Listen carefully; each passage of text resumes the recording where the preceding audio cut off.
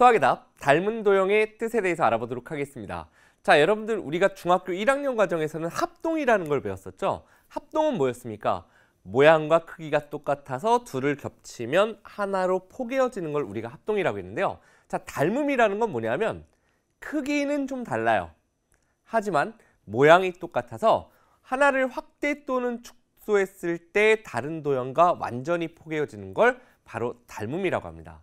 자, 그렇다면 이 닮음에서 대응변, 대응각, 대응점 이런 것들은 여러분들이 알고 있죠. 근데 바로 이러한 형태의 문제가 바로 학교 시험에 출제가 되죠. 바로 뭐냐면 우리가 그냥 이름만 딱 들어도 어떻게 다르게 그려지지 않는 것, 즉 모양은 똑같이 그릴 수밖에 없는 것을 고르는 형태.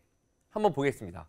자, 다음 중 항상 닮음인 도형인 것을 모두 고르면 했습니다. 자, 1번 같은 경우에 두 직각삼각형, 한마디로 쉽게 이런 문제는 이렇게 풀면 되는 거죠. 아, 직각삼각형을 여러분들께 100명한테 그려보세요라고 하면 어떤 친구는 이렇게 그릴 겁니다. 그죠? 이렇게. 또 어떤 친구는 근데 이렇게 조금 더 날씬한 이러한 직각삼각형을 그리겠죠. 그러니까 이걸 확대 또는 축소해도 이거랑 완전히 포개어지지 않으니까 1번은 항상 닮음이 아니라는 얘기예요.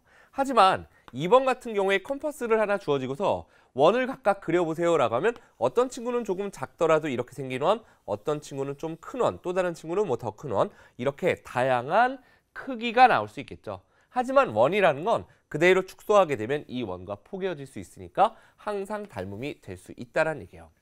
자, 그렇다면 3번에 있는 정삼각형 그려보세요 했을 때 정삼각형 또한 모두 다 세 변의 길이가 같도록 그리지만 크기는 좀 달라질 수 있습니다. 그러니까 항상 닮음이 된다는 얘기죠. 자, 4번의 두 마름모 같은 경우에는 어떻게 될까요? 마름모. 마름모는 어떤 친구는 조금 이렇게 정사각형스러운 마름모를 그리는 친구도 있을 테고 어떤 친구는 이렇게 완전히 납작한 마름모를 그릴 수도 있기 때문에 이 둘은 확대 또는 축소해서 포개어지지 않겠죠. 그죠? 자, 그 다음 부채꼴도 마찬가지입니다.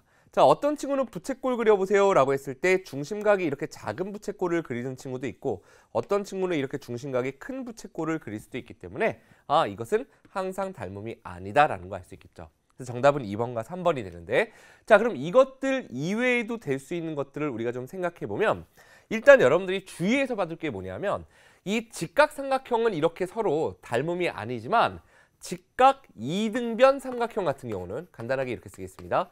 직각 이등변이라는 게 뭡니까? 직각을 끼인 각으로 하는 양쪽 변의 길이가 같은 삼각형이 직각 이등변 삼각형이에요. 그럼 요각이 45도, 45도, 90도니까 그럼 누구든 직각 이등변을 그려봐 라고 하면 크기는 좀 다르지만 언제나 이렇게 그리겠죠. 그러니까 직각 이등변이었다면 항상 닮음이 되는 겁니다. 그 다음에 여기 있는 부채꼴 중에서도요. 만약에 중심각의 크기가 같은 부채꼴, 여기에 딱 가운데 뭐라고 들어가면 두 중심각의 크기가 같은 같은 두 부채꼴, 요 두가 요 앞으로 돌아야 되겠죠. 중심각의 크기가 같은 두 부채꼴 사이에는 항상 뭐가 된다? 닮음이 된다. 이렇게 몇 가지 시험에 잘 나오는 예들이 있어요.